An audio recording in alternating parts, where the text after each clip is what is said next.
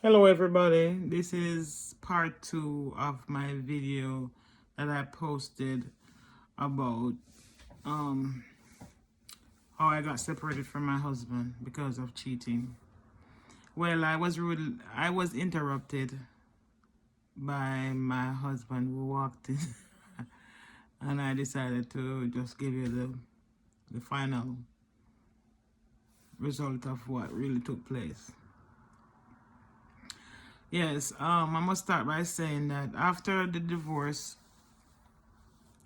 during our separation, I, I was feeling bad. I was really feeling bad. I just couldn't understand why he did these things, and I end up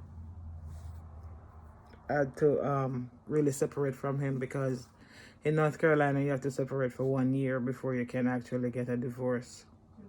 So I had to go to to get a lawyer and took out a separation agreement, and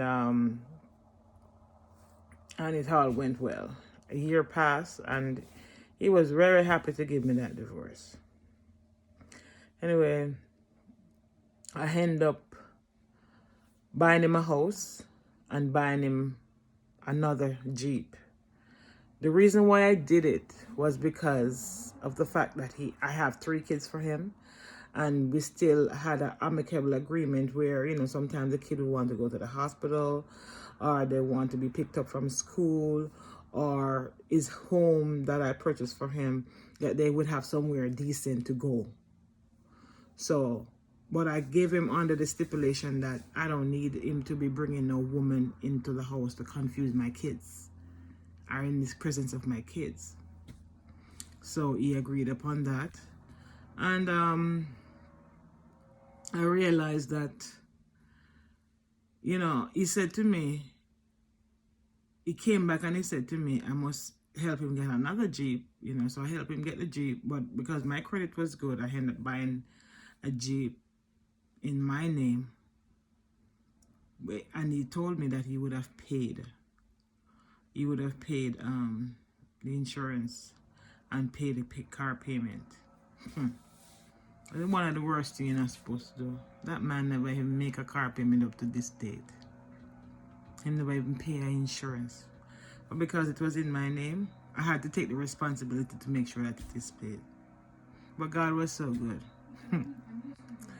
After 2 years of him driving the vehicle and not giving me any money and not doing anything and flirting and all over the place with all different type of women and doing all he was supposed to do, he walked up into my house and said to me, Yvonne, guess what?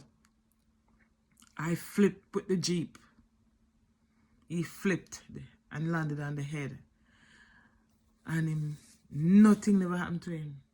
And I laughed and I said, my God, you lucky your fucking neck never broke. And him said, that's what you could have told me. I said, of course. Because I know you was going to look for a woman, you wasn't going to work. And that is what happened to you when you're not doing the right thing. Anyway, the insurance company ended up paying off for the truck so I could get back my name off his insurance, and I didn't have a truck payment. So I said to myself, now you're going to have to go find yourself a truck. You're going to have to go know how you're going to deal with finding yourself a vehicle, because you promised me that you would have paid the vehicle and paid the insurance, and you didn't give me a penny. So God know why this happened to you now. Anyway, he eventually got with this woman who had some common sense in her head and was able to help him to get a vehicle, and he started living his life away from me. And I tell you, my life started going, my life started going better from that. I had more peace of mind. I had more energy. I could focus better. I could complete my schoolwork. Everything was just fine. But initially it was a hard task, because when you live with somebody for 12 years, they still play a part in your life. They still play a part of it in my life. But the problem started with my children when I started dating again. they could not deal with the fact that mommy is talking to somebody else. And that's another story, babe. That's another story. But that is what happened. My life take a 360-degree change. And my life and my kids weren't on board with me. They made me they wanted me to be this lonely person. They wanted me to just be thinking about them. They wanted my life to just be revolve around them and nobody else in my life. Can you imagine this? And to this day, my kids still use that against me. But guess what? They marry and gone with their husband and children, having their life, living their life.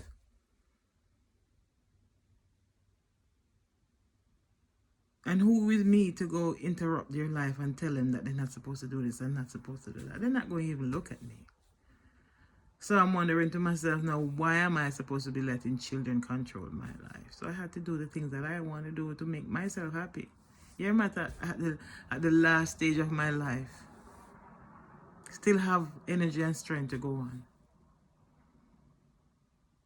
And my children still want to control my life and tell me what to do because I don't have their father in my life. But anyway, folks, like, subscribe, and share, and tell me what you think about this video. And if you think I should move on with my life, or listen, or listen to my kids and stay lonely and cool. Thank you.